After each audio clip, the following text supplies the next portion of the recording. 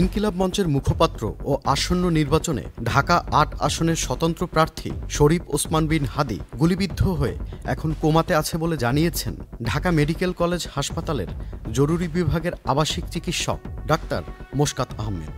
তিনি বলেন, শরীফ ওসমান হাদির অবস্থা খুবই গুরুতর। তার মাথায় গুলিবিদ্ধ হয়েছে, তিনি এখন কোমায় আছেন। জানা গেছে, শুক্রবার ১২ ডিসেম্বর দুপুরে রাজধানীর বিজয়নগরের কালভার্ট এলাকায় অস্ত্রধারীরা তাকে গুলি করে। তাকে উদ্ধার করে ২টা ৩৫ মিনিটে ঢাকা মেডিকেল কলেজ হাসপাতালে নিয়ে যাওয়া হয়।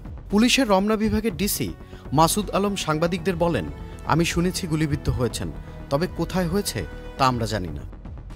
অন্যদিকে রাজনৈতিক ব্যক্তিত্বরা হাদিকে নিয়ে একের পর এক ফেসবুকে পোস্ট করছেন। হাদির আরেক জুলাইয়ের সহযোদ্ধা হাসনাত আবদুল্লাহ লিখেছেন, আল্লাহ আমার ভাইকে বাঁচাইয়া রাখো। এদিকে হাদির ওপর হামলাকারীদের দ্রুত আইনের আওতায় আনার নির্দেশ দিয়েছেন প্রধান উপদেষ্টা। অন্যদিকে জুলাই আন্দোলনের অন্যতম সমন্বয়ক ও সাবেক উপদেষ্টা আসিফ মাহমুদ সজীব ভূঁইয়া লিখেছেন, হাদি ভাই গুলিবিদ্ধ হয়েছেন, বেঁচে থাকুন, আমাদের মাঝে ফিরে আসুন, এই দোয়া করুন সবাই। জাতীয় নির্বাচনের তফসিলের পরপরই এরকম ঘটনা অশনি সংকেত। দ্রুত সময়ের মধ্যে জড়িতদের গ্রেপ্তার করুন। উপস্থাপিকা ও গণমাধ্যম কর্মী দীপ্তি চৌধুরী লিখেছেন, I can believe it, come back Hadi ভাই।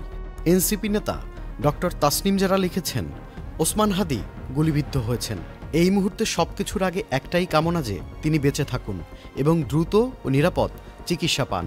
কে বা কারা এই ঘটনার সঙ্গে জড়িত সে বিষয়ে এখনও কোনো নিশ্চিত তথ্য নেই। তাই অনুমান বা রাজনৈতিক দোষারোপে যাওয়ার আগে সংযত থাকা জরুরি। তবে রাষ্ট্রের হাতে সময় নেই। এই ঘটনার সঙ্গে জড়িত ব্যক্তিদের দ্রুত শনাক্ত করে গ্রেপ্তার করতে হবে। গ্রেপ্তার না হওয়া পর্যন্ত তদন্তের অগ্রগতি সম্পর্কে জনগণকে নিয়মিত ও স্পষ্টভাবে জানাতে হবে।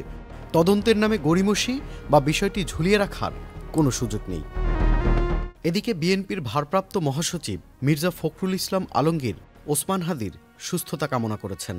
ইসলামিক বক্তা মিজানুর রহমান আজাহারি লিখেছেন, রক্তাক্ত জুলাই পরবর্তী বাংলাদেশে খোদ জুলাই সৈনিক গুলিবিদ্ধ।